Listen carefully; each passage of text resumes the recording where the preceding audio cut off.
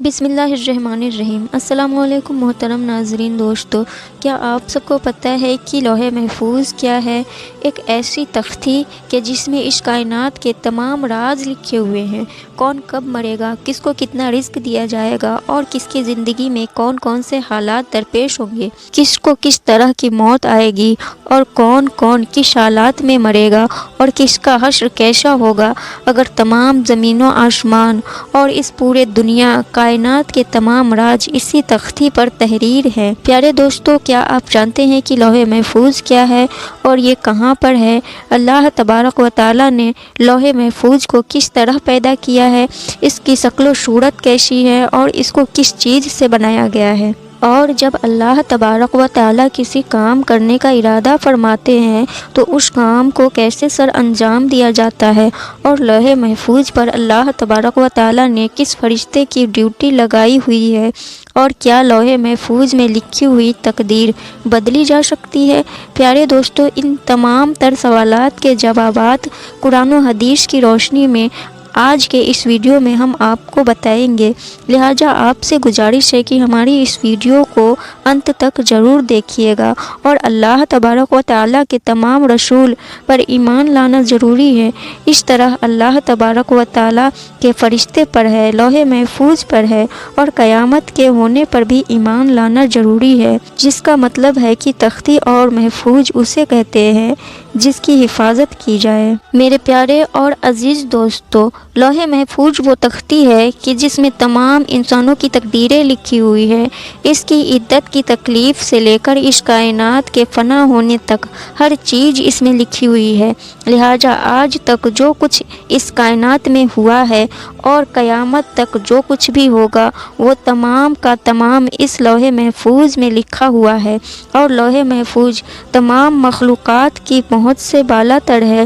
کوئی بھی انسان یا شیطان اس تک نہیں پہنچ سکتا، جیسا کہ بخاری شریف کی حدیث میں ہے کہ حضور پاک صلی اللہ تعالیٰ علیہ وسلم نے ارشاد فرمایا کہ اللہ تبارک و تعالیٰ نے لوح محفوظ میں ہر چیز لکھ دی ہے اور آسمان و زمین کو پیدا کیا۔ اور قرآن پاک کے بہت سارے مقام میں بھی لوح محفوظ کا ذکر ملتا ہے، جیسا کہ اللہ تبارک و تعالیٰ سورہ بائروز میں ارشاد فرماتے ہیں، بلکہ یہ قرآن ہے جو لوح محفوظ میں لکھا ہوا ہے۔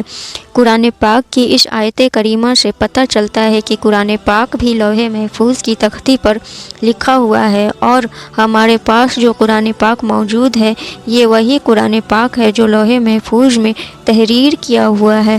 اور ایک دوسرے مقام پر اللہ تبارک و تعالی ارشاد فرماتے ہیں کہ یہ وہی قرآن پاک ہے جو لوح محفوظ پر لکھا ہوا ہے۔ پیارے دوستو، لوح محفوظ کو اللہ تبارک و تعالی نے سفید موتیوں سے بنایا ہے، اور اس کے صفحات یعنی کہ پیجز سرخ یاقوت کے ہیں، اور اس کی تحریر نور سے لکھی ہوئی ہے۔ جیسا کہ حضرت ابن عباس رضی اللہ تعالیٰ عنہ سے روایت ہے کہ نبی کریم صلی اللہ تعالیٰ علیہ وسلم نے ارشاد فرمایا کہ اللہ تبارک و تعالیٰ نے لوح محفوظ کو سفید موتیوں سے پیدا کیا، اور اس کے صفحات یعنی کہ پیج سرخ یاقوت کے ہیں، اور اس کا کلام نور کا ہے، اور اس کی لکھی ہوئی لفظ بھی نور کی ہے۔ اور اللہ تبارک و تعالی ہر روز لوح محفوظ کی طرف 360 مرتبہ نظر فرماتے ہیں۔ اللہ تبارک و تعالی کسی کو پیدا کرتا ہے، کسی کو رزق دیتا ہے، کسی کو زندگی دیتا ہے، اور کسی کو موت، اور کسی کو عزت سے نوازتا ہے، اور کسی کو ذلت میں ڈال دیتا ہے، اور اللہ تبارک و تعالی جو چاہتا ہے وہ کرتا ہے۔ پیارے دوستو، روایت میں آتا ہے کہ لوح محفوظ کی لمبائی زمین و آسمان کے برابر ہے، اور اس کی چوڑائی مشرق اور مغرب کے برابر ہے۔ لوح محفوظ عرش کے دائیں جانب ہے اور عرش کے ساتھ لٹکی ہوئی ہے، اور اس کی اصل ایک فرشتے کی گود میں ہے۔ حضرت ابن عباس رضی اللہ تعالیٰ عنہ بیان فرماتے ہیں کہ لوح محفوظ کے سینے پر جو بطور ٹائٹل لکھا ہوا ہے وہ یہ الفاظ ہیں کہ اللہ کے علاوہ کوئی عبادت کے لائق نہیں، اس کا دین اسلام ہے، اور محمد صلی اللہ تعالیٰ علیہ وسلم वसल्लम उसके बंदे हैं और रसूल हैं, लिहाजा जो भी अल्लाह ताला पर ईमान लाएगा और उसके वादों को सच्चा जानेगा और उसके रसूल के इत्तिबा करेगा तो अल्लाह तबारक व ताला उसको जन्नत में दाखिल कर देगा।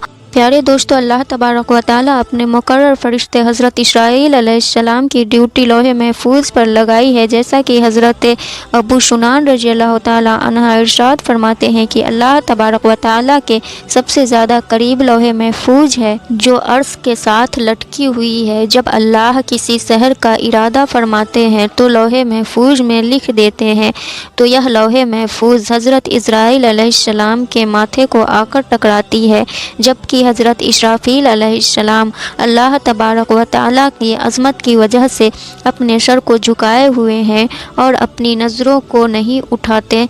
तो जब लौहे महफूज की तख्ती हज़रत इस्राईल अलैहिस्सलाम के माथे से आकर टकराते हैं तो हज़रत इस्राईल अलैहिस्सलाम उसमें नज़र करते हैं।